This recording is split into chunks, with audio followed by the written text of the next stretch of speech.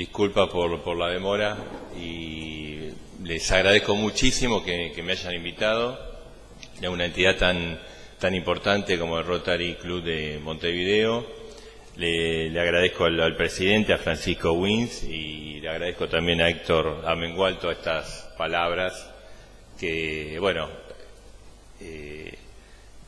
para los periodistas que están acá y para los que no son palabras que habitualmente no escuchamos, porque siempre estamos en el combate, y cuando tenemos una noticia o tenemos una entrevista, cuando termina estamos pensando en la próxima. Así que les agradezco mucho el reconocimiento. Héctor habló de una serie de premios que obtuve. Te faltaba uno, Héctor, que es el siguiente. Yo era muy chiquito y lo tuve acá en Montevideo, pues yo soy hincha de Racing, del Racing Club de Avellaneda, y salió campeón mundial acá en Montevideo, así que ese fue mi principal premio. Y espero repetir ahora.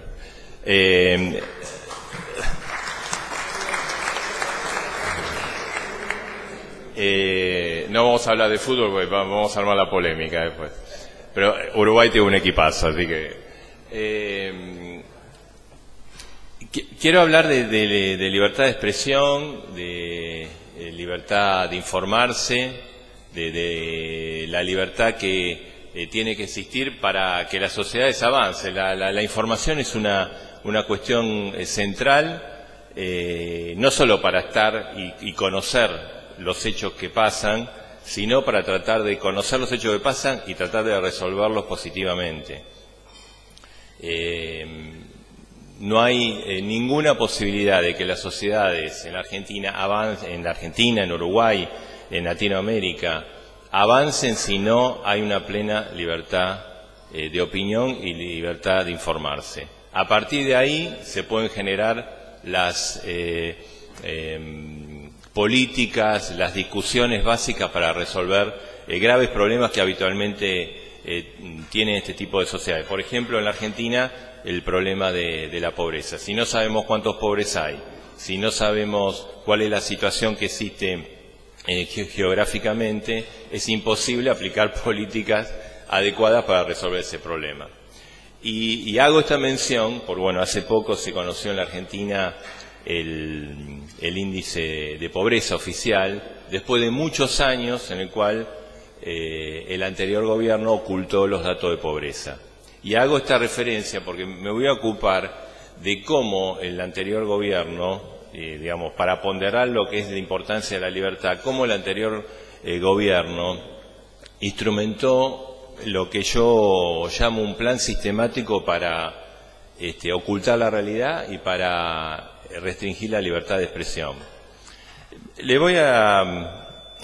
seguramente algunas de las cosas que yo le diga, ustedes las conocen, las escucharon, pero cuando me invitó Francisco Wins y Amengual, bueno, me puse a pensar un poquito cómo... No soy un buen disertante, se van a dar cuenta, pero cómo organizaba esto, cómo lo podía expresar. Y yo le quería decir, por ejemplo, cómo pasó en la Argentina que se ocultó la realidad y se ocultaron quizás la realidad más dura, que es ese tema de la pobreza, porque es el principal problema que tiene Argentina. Una sociedad que tiene 32% de pobres no es una sociedad justa, ni mucho menos, y está abierta a todos los problemas que a partir de la pobreza surgen. Ese ocultamiento se hizo a través de un plan sistemático. Y ese plan sistemático se instrumentó en múltiples formas. Por ejemplo, 2008 surgió el famoso eslogan Clarín miente. ¿Cuál era el argumento? Que Clarín no decía la verdad, no contaba las cosas tal cual son. ¿Cuál era la realidad? Que molestaba que Clarín reflejara el conflicto del campo que tuvo la Argentina tal cual era. En el 2009 se instrumentó una ley de medios de comunicación, que fue el ángulo central de la ofensiva contra los medios y los periodistas. el anterior gobierno dijo que era para multiplicar las voces y democratizar la comunicación. En realidad fue un instrumento para amordazar al periodismo independiente y para callar voces críticas. También se utilizó esta ley para crear un monopolio estatal de medios a través de fabulosos, después les voy a dar un dato, fondos públicos que en lugar de destinarse a crear un relato se tenían que haber destinado al desarrollo argentino. En el 2010 hubo denuncias ante la justicia y denuncias públicas contra la familia Noble, la viuda de Noble, diciendo que había apropiado hijos. Ese era el relato, ¿no? Esa era la información y que por lo tanto se merecía justicia, como obviamente si eso hubiera ocurrido. El relato oficial, en realidad, utilizó la política de derechos humanos para cuestionar y perseguir medios independientes y a los propietarios de esos medios y a los periodistas que trabajaban en esos medios. ¿Cuál fue el objetivo? Desprestigiarlos. La famosa frase en Buenos Aires que entre las múltiples agresiones recibieron muchos periodistas y recibí yo, devuelvan a los nietos, como instalando una cosa que no ocurría o después se confirmó que no ocurría. En esa época se pegaron carteles en toda la ciudad de Buenos Aires con las caritas de muchos periodistas, entre ellas la mía, que decía esto, fíjense, ¿se puede ser periodista independiente y servir a la dueña de un multimedio que está acusada de apropiación de hijos desaparecidos? Ese es el relato oficial. ¿Qué fue lo que pasó en realidad? La justicia comprobó que estas denuncias eran mentiras. Jamás el gobierno ni organizaciones sociales vinculadas al gobierno aclararon ni pidieron disculpas de un tema tan delicado como es la identidad de personas. Los hijos de la viuda de Noble, Marcela y Felipe, fueron interceptados en la vía pública y obligados a desnudarse para sacarles muestra de ADN. Esto ocurrió acá, a 1 hora de la ciudad de Montevideo. No ocurrió en África, no ocurrió en Asia, ocurrió acá en la Argentina. En el 2010 hubo un juicio público y ético en la Plaza de Mayo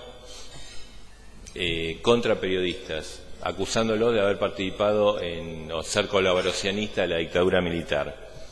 Ese es el discurso. La realidad era que eran mecanismos para tratar de desprestigiar a periodistas. Era tan absurdo que entre las periodistas a la cual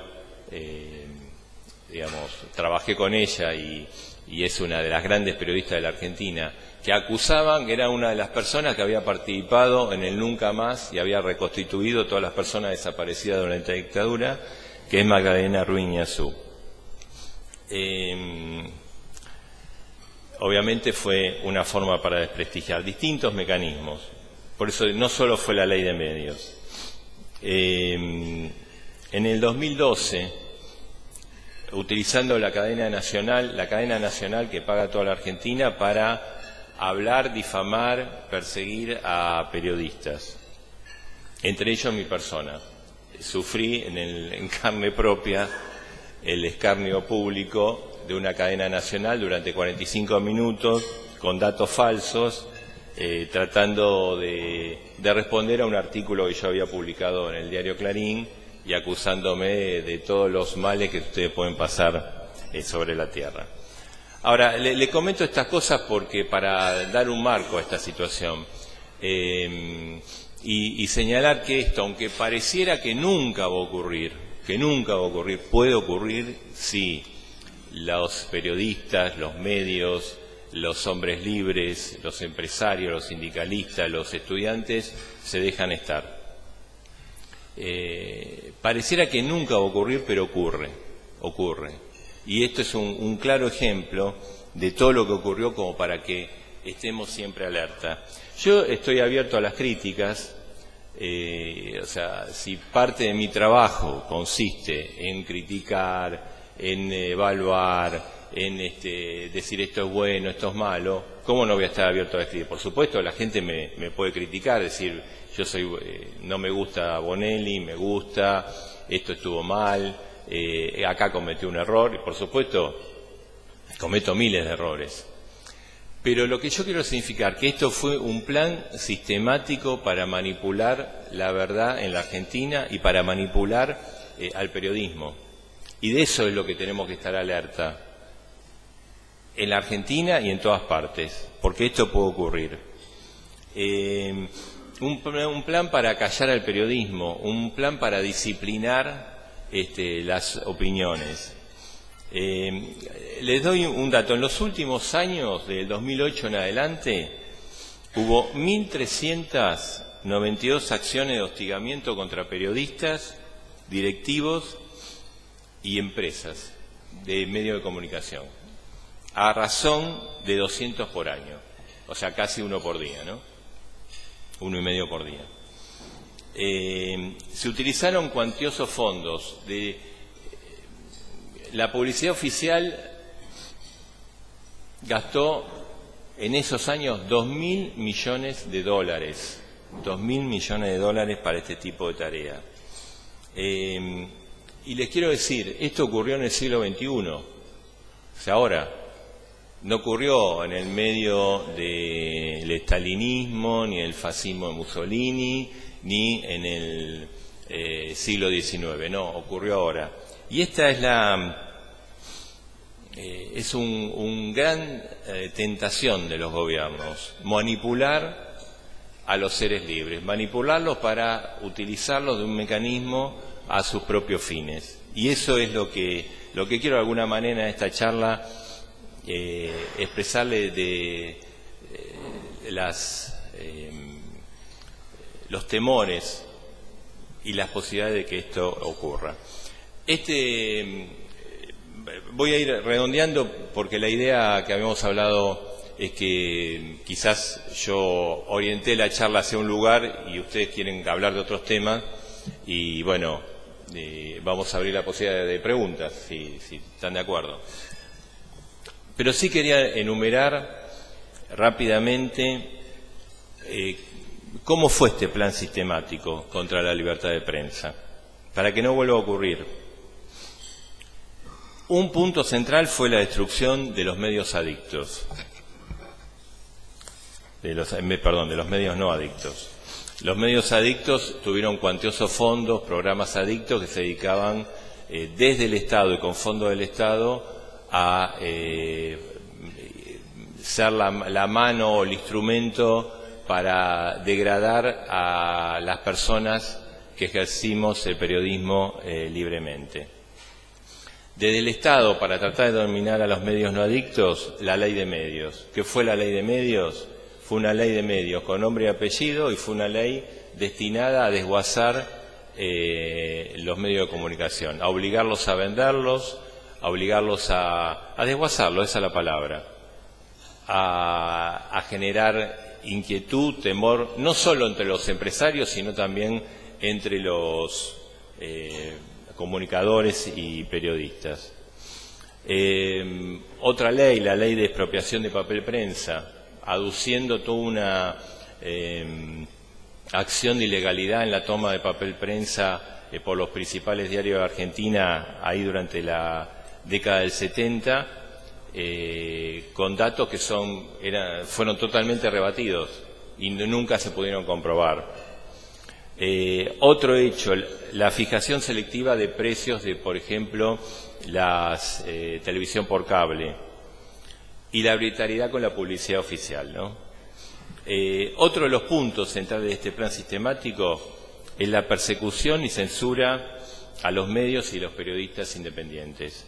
Yo les conté algunas de las cosas, pero sistemáticamente el plan incluía acción directa contra los periodistas, desde promover escraches en la televisión pública o programas o canales de televisión vinculados al gobierno a través de la publicidad oficial, persecución, escraches públicos en la calle, organizados, fomento de piquetes, y hasta hechos obviamente menores, pero inadmisibles, de que los funcionarios no atendían a los periodistas de los medios que ellos consideraban enemigos. Otro de los puntos de esta persecución y censura de los medios fue la acción contra ciudadanos, porque digamos los medios se nutren también de la información que generan los ciudadanos, empresarios, sindicalistas, entidades, a través de la AFIP. Esto también formó parte de este plan para ocultar la realidad, a través de organismos como el AFCA, que era el organismo que instrumentaba la ley de medios, a través de la Comisión Nacional de Valores, a través de la Secretaría de Comercio. Le cuento 3 hechos. 2009, Diario Clarín, invadido por 200 inspectores de la AFIP. La AFIP es no sé cómo se llama acá, pero es la Agencia de Recaudación de Impuestos. Sí, en todos lados más o menos, ¿no? El diario La Nación, la AFIP le reclamaba un pago de 160 millones de pesos, y esto originó acciones judiciales y persecución de algo que ya la justicia había dicho que era, digamos, una deuda inventada y existía una orden judicial para no abonarla. Y, por ejemplo, yo en mi persona tuve 3 años una inspección de la AFIP, digamos yo porque estoy acá, pero hubo otros periodistas también. Tuve 3 años una inspección de la AFIP por una denuncia de supuesto mal pago de impuestos que después de 3 años quedó en la nada. Otro tema sobre la persecución y censura a los medios y a los periodistas, la presión sobre la justicia, que estuvo básicamente focalizado en varios aspectos, o sea, presión por la instrumentación de la ley de medios, que el gobierno consideraba que no se instrumentaba, presión contra denuncias que se hicieron a medios por publicaciones, y, por ejemplo, también, discúlpeme que me ponga, por presión a periodistas con denuncias judiciales por publicar artículos. En mi caso, por ejemplo, tuve una del exministro Kicillof, por un artículo que yo publiqué sobre operaciones o tráfico de datos en compra y venta de bonos. El ex presidente de Aerolíneas Argentinas, por haber publicado un informe de la Auditoría General de la Nación, o sea que yo solo lo que hice fue trasladar conclusiones de un organismo del Estado sobre el desastre que era la conducción de Aerolíneas Argentinas. Me mandaron 8 cartas documento, iniciación judicial, mediación, etcétera, etcétera. Obviamente quedaron en la nada, porque eran mecanismos de intimidación, porque si seguía la justicia iba a determinar a favor mío o de otros colegas. Otra de las formas de esta intimidación es la construcción de un monopolio estatal de difusión. Yo, la verdad, no estoy para nada en desacuerdo con los medios públicos, al contrario, me parece que los medios públicos son necesarios, pueden, de alguna manera, ocupar temáticas que no toman los medios comerciales, que tienen una necesidad, como el nombre lo dice, de carácter comercial, pero acá se organizó un aparato estatal para perseguir a individuos, para desprestigiarlos, para hacer una campaña de difusión. Medios estatales, como era la televisión pública, y medios paraestatales que fueron cooptados a través de la publicidad oficial. Les doy un dato. Por ejemplo, 7 diarios nacionales adictos vinculados al gobierno, públicos y privados, que tenían el 1,5% de la circulación total de la Argentina en materia de diarios, recibieron el 98,5% de la publicidad estatal. A diferencia de esto, de los 4 diarios nacionales independientes del Estado, del gobierno, que representaban lo contrario, el 85% de la circulación, solo tenían el 1,5% de la publicidad oficial. De 4 canales adictos al anterior gobierno, que tenían el 72, adictos o que se hacían los onzos, digamos, que tenían el 72,4% de la audiencia, tenían el 100% de la publicidad oficial. Un canal de televisión abierto, que es Canal 13 de Buenos Aires, independiente, que tenía el 27% del share de la audiencia, 0 de publicidad oficial. Y quiero terminar con esto, porque son datos contundentes, ¿no? La publicidad oficial aumentó a lo largo de la década del anterior gobierno 44 veces, la directa, y después hubo sin número de fondos públicos volcados a la producción de programas adictos a la generación de contenidos periodísticos, culturales. Para que tengan una idea, pasó de 46 millones de pesos a 2.663 millones de pesos anuales, más o menos de 15 millones de dólares, hay que ver cada año la cotización del dólar, a unos 300 millones. Se gastaron 7.719 millones entre el año 2003 y 2014 en publicidad, 1.100 millones de dólares más o menos. Fútbol para Todos, que fue otro mecanismo utilizado el gobierno para generar publicidad oficial y crear el relato kirchnerista, gastó 6.000 millones de pesos.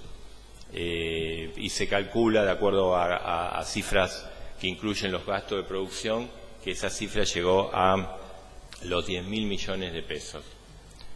En total, no los quiero llenar de números, además con la relación peso-dólar, pero digo las magnitudes, ¿no? 16.000 millones de pesos. Cuando uno habla de estas cifras,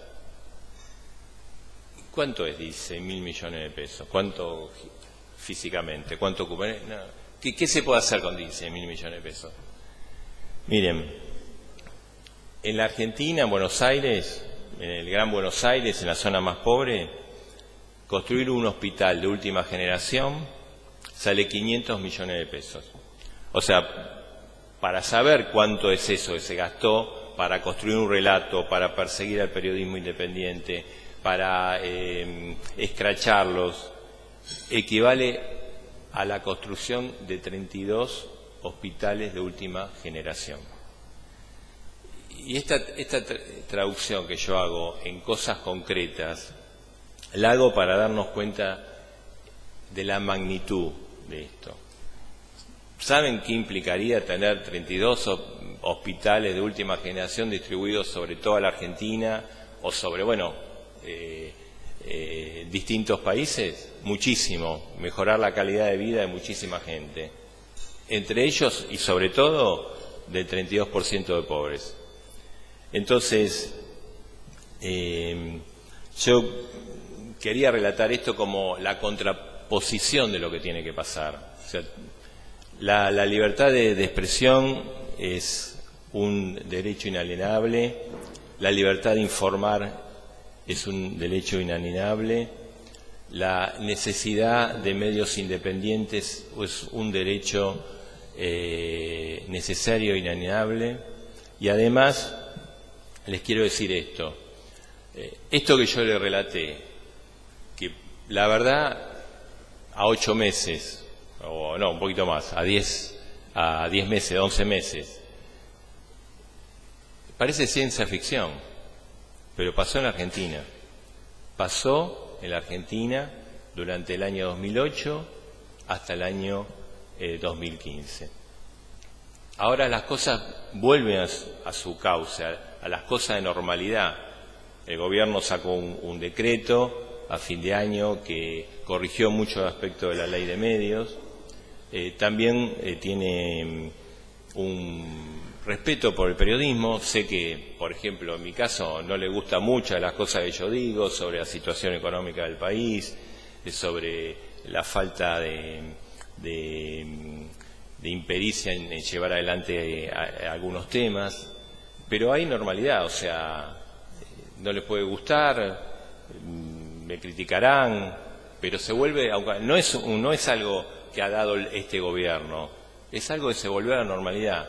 Entonces yo les quería decir que frente a estos hechos que pasaron ahora, siglo XXI, en los últimos 8 años, lo que tenemos que aprender de lección es que esto puede ocurrir en cualquier momento. Entonces que no hay que bajar la guardia, hay que ser estrictos. Uno desde el periodismo también tiene que ser estricto, no ser chanta, cumplir esas reglas no escritas del periodismo, de las 3 fuentes, de chequear las cosas, de ser prudente antes de buscar un título sensacionalista, pero la libertad de expresión no se negocia, la libertad la posibilidad de publicar las ideas libremente no se puede negociar, y a pesar de que parezca esto nunca va a ocurrir, porque en la Argentina muchas veces dijo, no, esto no va a pasar, esto no puede ser, esto no pasa, esto no ocurre, saber que puede ocurrir y tener siempre la guardia alta. Yo les agradezco muchísimo y si queremos hacemos preguntas,